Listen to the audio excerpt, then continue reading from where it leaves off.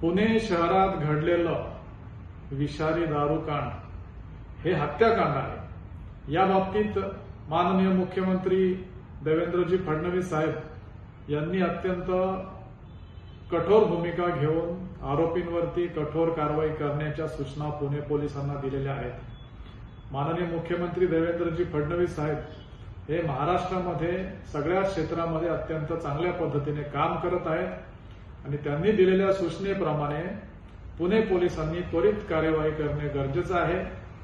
आज पुणे शहरामध्ये जिथे कुठे अवैध दारूचे धंदे अड्डे आहेत ते पोलिसांनी त्वरित उद्ध्वस्त केले पाहिजेत।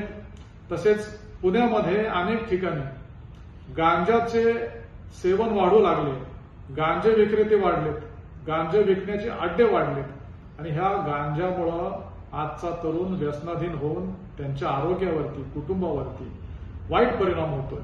म्हणून गांजाचे अड्डे देखील त्वरित शोधून त्यांच्यावरती कारवाई करून ते नष्ट झाले पाहिजेत अशी आमची पुणे पोलिसांकडे मागणी आहे आणि 3 दिवसात ते गांजाचे अड्डे, अवैध दारूचे अड्डे नष्ट करावेत, अन्यथा आमचे कार्यकर्ते अशा पद्धतीचे बेकायदेशीर अड्डे शोधून ते उद्ध्वस्त करण्याचा प्रयत्न करतील।